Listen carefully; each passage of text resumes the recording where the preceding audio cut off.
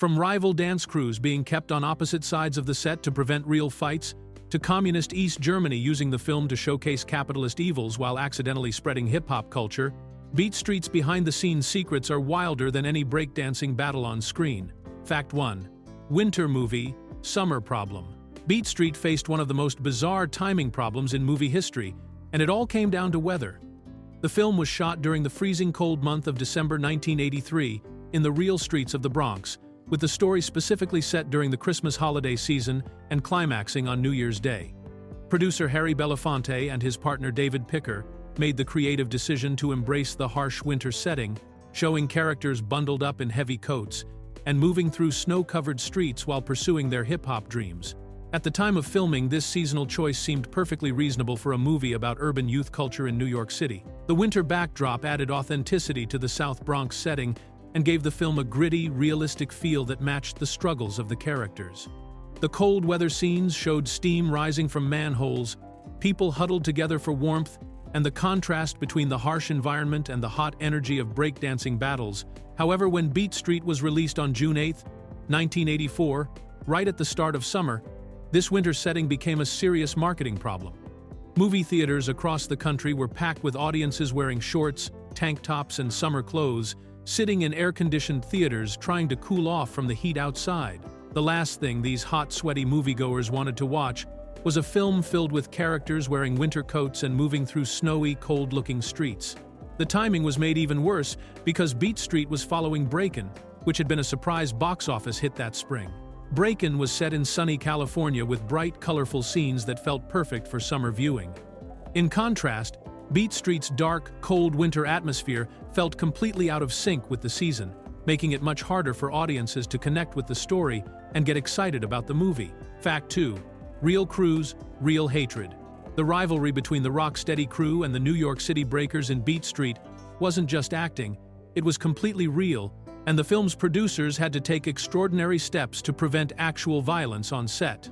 These two breakdancing groups had been fierce competitors in the real New York hip-hop scene for years before the movie was ever made, and their animosity toward each other was so intense that the production team couldn't risk having them interact during filming.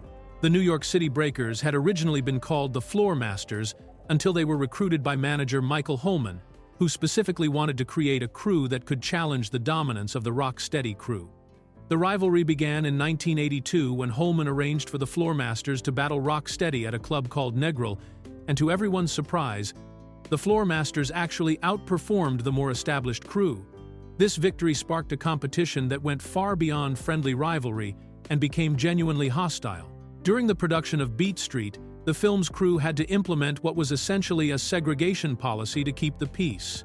The Rocksteady crew and the New York City Breakers were deliberately kept on opposite sides of the film's set at all times, with production assistants making sure the two groups never crossed paths except when they were actually filming their battle scenes together. Even during breaks and meal times, the crews were kept separate to avoid any confrontations that could have shut down production. This careful management was necessary because both groups took their reputations extremely seriously, and any perceived slight or disrespect could have led to physical fights. The producers wanted to capture the authentic energy and tension of real breakdancing battles, but they also needed to maintain control over their expensive production. By keeping the crews apart, they preserved the genuine competitive fire that made their on-screen battles so compelling, while preventing the kind of real-world drama that could have derailed the entire movie. Fact 3. Most graffiti was fake. In one of the most ironic twists in movie history, Beat Street, a film that was supposed to celebrate authentic graffiti culture, featured mostly fake graffiti art created by Hollywood professionals rather than real street artists. Despite graffiti being one of the four main elements of hip-hop culture that the movie was trying to showcase, approximately 80% of all the spray-painted artwork visible throughout the film was actually airbrushed by studio set decorators who had never tagged a subway car or wall in their lives. This decision came from practical filmmaking concerns rather than any attempt to deceive audiences. Real graffiti artists typically worked quickly under dangerous conditions, often in subway tunnels or on the sides of moving trains, and their techniques didn't always translate well to controlled movie sets where lighting, camera angles, and timing had to be perfect. The Hollywood art department needed graffiti that would look good on camera, stay consistent between takes, and be ready exactly when the director called for action. However, the production team did make an effort to maintain some authenticity by hiring two legendary graffiti consultants, Bill Cordero, who went by the tag name Blast, and Lonnie Wood, known as Phase 2. Both were genuine pioneers of the New York graffiti scene, with Phase 2 being one of the first artists to gain citywide recognition for his work on subway trains after attending DeWitt Clinton High School in the Bronx. These consultants worked closely with the set decorators to ensure that the fake graffiti at least looked realistic and followed the actual style and techniques used by real writers. The irony becomes even deeper when you consider that the character of Ramon, played by John Chartiet, spends much of the movie pursuing his dream of painting a clean white subway car, yet the burners or elaborate graffiti pieces he creates were clearly not made with the aerosol spray paint that real artists used, making his passionate artistic journey somewhat hollow for anyone familiar with authentic graffiti culture. Fact 4. Kool Moe Dee's rare sunglasses. Free appearance. For hip-hop fans who know Kool Moe Dee only from his later career, watching Beat Street provides a shocking glimpse of the legendary rapper looking completely different from his iconic image. In the film's Christmas rap sequence with the Treacherous Three, Kool Moe Dee performs without the trademark oversized sunglasses that would later become so essential to his identity that he was literally never seen in public without them for decades afterward. This sunglasses-free appearance happened because Kool Moe Dee simply hadn't developed his signature look yet when Beat Street was filmed in December 1983. At that time, he was still primarily known as one-third of the pioneering rap group The Treacherous Three, alongside Special K and L.A. Sunshine, rather than as the solo artist, with the distinctive Shield-style shades who would dominate the mid to late 80s hip-hop scene. The transformation into his sunglasses-wearing persona would happen gradually over the next few years as Kool Moe Dee began developing his solo career. By 1986, when he released his first solo album, the oversized shades had become such a crucial part of his image that fans and media outlets would comment whenever he appeared without them. The sunglasses became more than just an accessory, they were a symbol of his cool, confident persona and helped establish him as one of hip-hop's first true style icons. What makes this Beat Street appearance even more remarkable is how rare it became to see Kool Moe Dee's actual face in any media appearance after his solo career took off. The sunglasses became so permanently attached to his public image that some younger fans didn't even know what he looked like underneath them. In Beat Street, viewers can see his natural expressions and facial features clearly, making it a unique historical document of one of hip-hop's most distinctive performers before he adopted the look that would define him for the rest of his career. Fact 5. The director got fired mid-production. Beat Street went through a dramatic behind-the-scenes shakeup when original director Andrew Davis was suddenly fired and replaced by Stan Lathan just weeks into production, creating chaos that could have derailed the entire movie. Davis had been announced as the director in November 1983, and principal photography had already begun on December 12, 1983 in New York City, when the shocking change happened on January 16, 1984. The official reason given for Davis's removal was the vague term creative differences, but Stan Lathan later revealed the real story in interviews with the New York Times. According to Lathan, the producers realized they didn't want the film to become what he called an unrealistic, Hollywood kind of film, and they were concerned that the young people in the cast and the hip-hop community would be alienated by having a director who didn't understand their culture. The implication was clear. Andrew Davis, who was white, was seen as the wrong choice to authentically represent the predominantly black and Latino world of Bronx hip-hop culture. This director swap caused significant disruption to the production beyond just changing leadership. The original director of photography, Tak Fujimoto, who had been working with Davis, was asked to stay on with the new director, but chose to decline and left the project entirely. He was then replaced by Tom Priestley Jr., meaning the film lost both its director and cinematographer in the span of just a few weeks. Stan Lathan brought a completely different perspective to the project, having extensive experience working with African-American performers and urban stories. The producers felt that Lathan would be better able to connect with the breakdancers, rappers, and graffiti artists who were essential to making the film feel authentic, and his appointment represented one of the early examples of Hollywood recognizing that cultural authenticity required matching directors to the communities they were depicting on screen. Fact 6. 80% of the trailer isn't in the movie. Beat Street created one of the most misleading movie trailers in cinema history, with approximately 80% of the footage shown in the original theatrical preview never actually appearing in the final film that audiences paid to see. This wasn't a case of minor editing changes or trimmed scenes. Entire sequences, musical performances, and character moments that were prominently featured in the trailer were completely absent from the movie, leaving many viewers feeling like they had been sold a completely different film.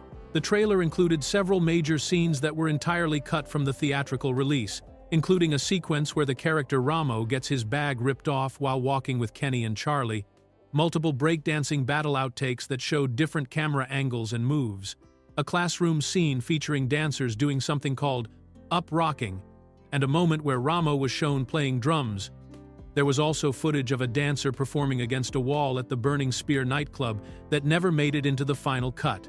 Even more confusing for audiences was that the trailer featured an alternate version of the movie's title song performed by Kool Moe Dee that was completely different from what appeared in the actual film. This version was recorded specifically for the Christmas rapping sequence with the Treacherous 3, but moviegoers who expected to hear this particular rendition during the film were left disappointed because it didn't appear anywhere in the final soundtrack or the movie itself. Some of the missing footage did appear in the film, but only as brief freeze-frame images during the opening credits, which meant that audiences got just a split-second glimpse of scenes they had seen prominently featured in the trailer. There was even a separate roadshow trailer that contained additional deleted scenes and different camera angles from the famous Roxy battle, making the promotional materials for Beat Street more like a completely separate version of the movie than an accurate preview of what audiences would actually experience. Fact 7. Communist propaganda gone wrong. East Germany's communist government made one of the biggest propaganda miscalculations in Cold War history when they decided to show Beat Street in theaters on June 14, 1985, just 1 year after its release in Western countries. The Socialist Unity Party officials and cultural functionaries thought the film would be perfect anti-capitalist propaganda because it showed the poverty, racial segregation, and urban decay that they believed demonstrated the failures of the American economic system. The East German authorities viewed Beat Street as an ideal educational tool that would teach young socialist citizens about the terrible conditions that Black Americans faced under capitalism. They saw the rundown buildings, the struggles of the characters to make ends meet, and the urban environment as clear evidence of how capitalism oppressed working-class people, particularly minorities. In their minds, the film would reinforce their political message that socialism provided a better life for ordinary people than the capitalist West. However, the communist officials completely underestimated the power of hip-hop culture itself. While they focused on the movie's depiction of poverty and social problems, East German teenagers became absolutely fascinated by the breakdancing, graffiti art, rap music, and DJ techniques they saw on screen. Instead of being horrified by capitalist conditions, young people behind the Iron Curtain became inspired to create their own hip-hop culture and started forming breakdancing crews, practicing graffiti writing, and experimenting with rap music. The ironic result was that Beat Street, along with Wild Style, became credited with introducing and spreading hip-hop culture throughout both East and West Germany. Young East Germans began to see hip-hop as something that transcended political systems. It was a form of creative expression and cultural identity that they could adapt to their own circumstances. The communist government's attempt to use American urban problems as propaganda backfired spectacularly as they accidentally imported one of America's most influential cultural movements into their socialist state. Fact 8. Presidential performance history. The New York City Breakers made history by becoming the first hip-hop group ever to perform for a sitting United States president when they breakdanced at Ronald Reagan's 50th presidential inaugural gala on January 19, 1985. This groundbreaking moment happened through one of the most unlikely connections in entertainment history, a friendship with Frank Sinatra that developed during another prestigious Washington, D.C. performance just months earlier. The path to this presidential performance began when the New York City Breakers were invited to dance at the 1984 Kennedy Center Honors Ceremony, where they performed as part of a tribute to legendary choreographer Katherine Dunham, who was being honored that year. During this event, they met Frank Sinatra, who was also receiving a Kennedy Center honor, and the legendary crooner was so impressed by their athletic breakdancing skills and showmanship that he struck up a conversation with the young performers from the Bronx. Sinatra's admiration for the crew went far beyond polite backstage pleasantries. When he was chosen as the organizing chairman for President Reagan's second inaugural gala, Sinatra specifically requested that the New York City Breakers be included in the star-studded lineup. The gala featured major entertainers like Dean Martin, Ray Charles, the Beach Boys, Don Rickles, and Donna Summer, making the inclusion of a breakdancing crew from New York an unexpected and historic addition to such a formal political celebration. The performance was broadcast nationally on CBS television, giving millions of Americans their first glimpse of breakdancing at the highest levels of government and marking a significant moment for the acceptance of hip-hop culture in mainstream American society. This presidential performance represented a remarkable journey for an art form that had emerged from the streets of the South Bronx just a few years earlier, and it established the New York City Breakers as cultural ambassadors who helped bring hip-hop into spaces that had never experienced this type of urban artistic expression. Fact 9. 3 soundtracks planned. 1 lost forever. Beat Street made history as the first American film ever designed to have 3 separate soundtrack albums, but this ambitious musical project became a cautionary tale about the music industry's unpredictable nature when the 3rd volume was never produced, and the 2nd volume disappeared into obscurity. Atlantic Records, which handled the soundtrack releases, originally planned this unprecedented 3-album series because the film featured so much music from different hip-hop artists and scenes that a single album couldn't contain everything. The first soundtrack album was released successfully and performed well commercially, eventually earning RIAA Gold certification on July 20, 1984. This album featured the main songs from the movie and became the most widely distributed and remembered of the series. However, the timing of this success was bittersweet, because by the time the soundtrack achieved gold status, Beat Street was only showing in 211 theaters nationwide and was already in its final week of theatrical release. The 2nd volume of the Beat Street soundtrack was actually produced and released, but it sold significantly fewer copies than the 1st volume, because the movie had already left theaters, and there were no major hit songs included on this collection to drive sales. More importantly for music collectors and hip-hop historians, this 2nd volume was never converted to compact disc format, meaning that as vinyl records became obsolete, this music became increasingly difficult to find and essentially vanished from mainstream availability. The planned 3rd volume never made it to production at all. Atlantic Records canceled the project entirely, as it became clear that the film's poor box office performance meant there wasn't enough commercial interest to justify releasing additional music. This decision meant that some of the songs and musical performances from Beat Street were never officially released on any format, making them lost pieces of early hip-hop history that exist only in the film itself. Fact 10. Kadeem Hardison's Vanishing Act. Kadeem Hardison, who would later become famous as Dwayne Wayne on the hit TV show A Different World, had one of the most frustrating experiences an actor can have when he was completely erased from Beat Street, despite being officially credited in the film. Hardison was listed in the credits as high school student, indicating that he had filmed scenes and was expected to appear in the movie. But when audiences went to theaters in 1984, they couldn't find him anywhere on screen. This disappearing act happened because all of Hardison's scenes were cut during the editing process that created the final theatrical version of the film. The young actor had actually performed his role and completed his work on the movie, but the director and editors decided that his scenes weren't essential to the main story and removed them entirely to tighten the film's pacing or reduce its running time. This type of editing decision was particularly common in movies like Beat Street that featured large casts and multiple storylines that needed to be balanced. What makes this situation especially notable is that Hardison's scenes did exist in what's called the director's cut of the film. This longer version of Beat Street included the footage that was trimmed from the theatrical release, meaning that somewhere in the film archives, there are actual scenes of the future television star performing in this early hip-hop movie. However, since the director's cut was never widely released to the public, most people never got to see Hardison's early acting work. For Hardison personally, this experience represented both a missed opportunity and an early lesson about the unpredictable nature of the film industry. While he did get to keep the credit on his resume and could prove that he had worked on a major studio film, audiences and casting directors couldn't actually see his performance, which limited the value of this early role in building his acting career before he found success on television. Fact 11. Son of civil rights legends. Guy Davis, who played the lead character Kenny "Double K" Kirkland in Beat Street, came from one of the most distinguished families in American civil rights history, as the son of legendary activists and actors, Ossie Davis and Ruby Dee. His parents were not just entertainment figures but major players in the civil rights movement who had worked closely with Martin Luther King Jr., Malcolm X, and other iconic leaders throughout the 1950s and 60s, making Guy's casting in this groundbreaking hip-hop film a continuation of his family's commitment to representing African-American culture authentically.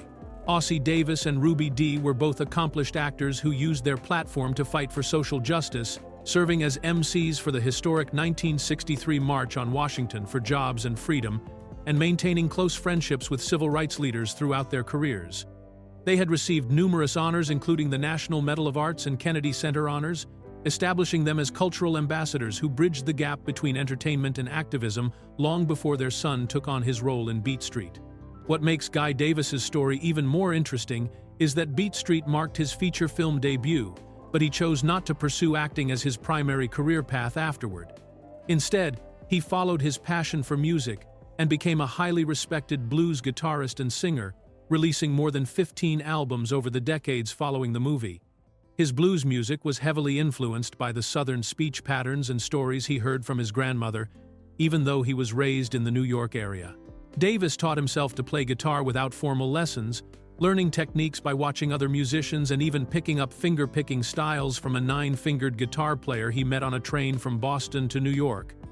His musical career has earned him 2 Grammy nominations and established him as a significant figure in contemporary blues, proving that artistic talent and social consciousness ran deep in the Davis family across multiple generations and different forms of creative expression.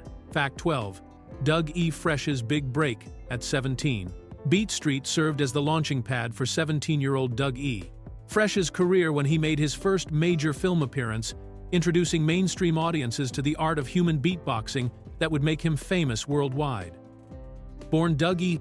Davis in Barbados, Fresh had only made one previous recording appearance on a 1983 single called Pass the Butter with Spoonie Gee and DJ Spivey for Spotlight Records, but his performance in Beat Street alongside the Treacherous Three became the moment that truly introduced him to hip-hop fans across America. In the film's Christmas rap sequence, Fresh demonstrated his incredible ability to create drum sounds, sound effects, and musical rhythms using only his mouth, showcasing a talent that most people had never seen before.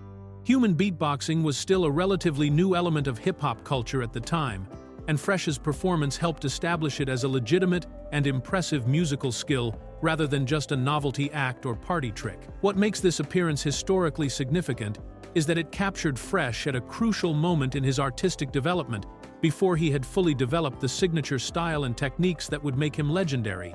The click rolls and other distinctive sounds that would later become his trademark hadn't been perfected yet, giving viewers a chance to see the raw talent that would eventually evolve into his more sophisticated performances. Fresh's appearance in Beat Street came at exactly the right time to boost his career, as the film's release helped him secure his first solo recording opportunities with Just Having Fun for Enjoy Records and Original Human Beatbox for Vin Entertainment, both released in 1984. By 1985, just 1 year after Beat Street, Fresh had become one of the biggest names in rap music with his classic single, The Show, La Dee Da Dee, recorded with his Get Fresh crew, proving that his film debut had successfully launched him into hip-hop stardom. Fact 13. The budget explosion.